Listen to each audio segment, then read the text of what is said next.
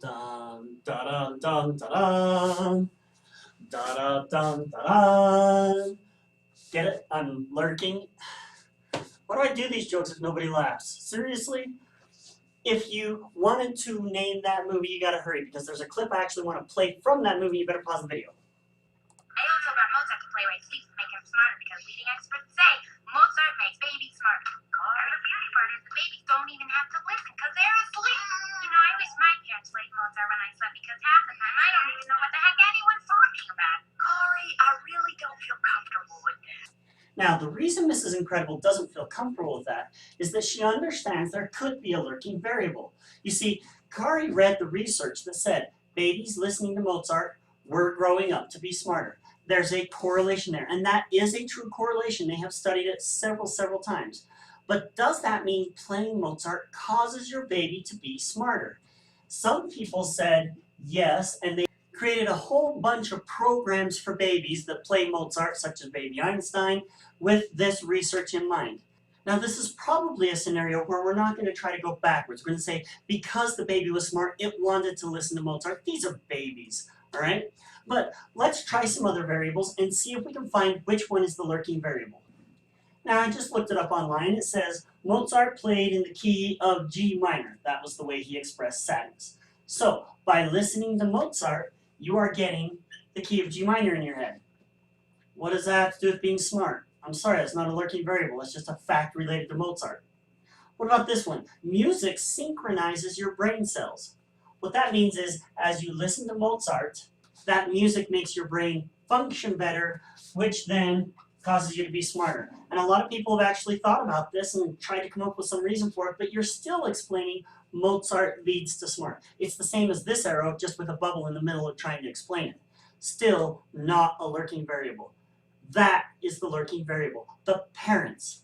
Tell me, what kind of parent is going to play Mozart for their baby? Typically, it tends to be more well-educated. Oftentimes, these will be parents who perhaps are more financially secure.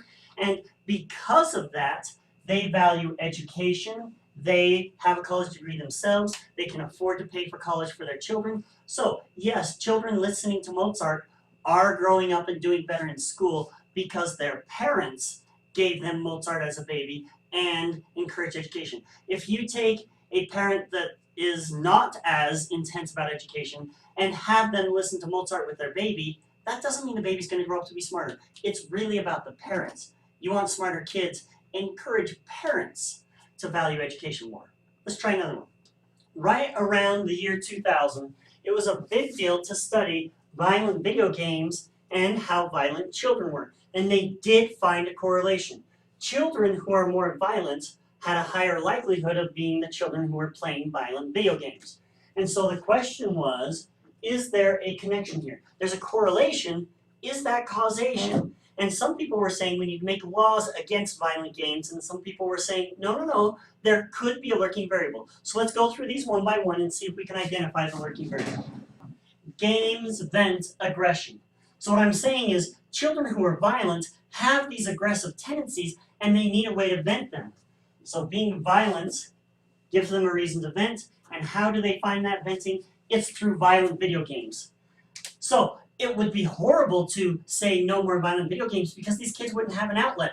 Is that a lurking variable? No. It's a causation. It's a y causing x through this variable, but not a lurking variable. Lurking variable affects both of them, but not in such a way that there's a causation. And here there's a causation. Being violent makes you want to play the game. How about rich kids? Rich kids have the money to be able to play the games that are violent because they cost money. And maybe they're rich because their parents are out working 2 or 3 jobs to be able to make their lifestyle rich. And the delinquent parents is then causing these rich children to become violent.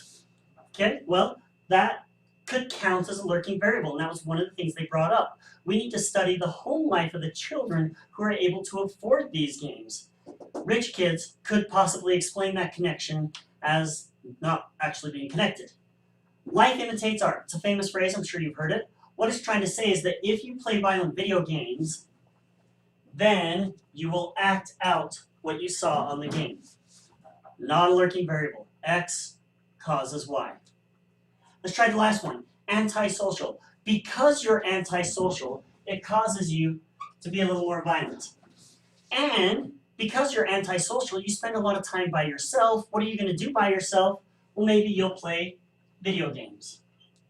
So that explanation could be another lurking variable. And right around the year 2000, there was lots of debate about this because there were multiple lurking variables that people hadn't accounted for. Since then, they have done an experiment, and thanks to the experiment, they do feel like they can prove that playing violent video games makes your children more violent.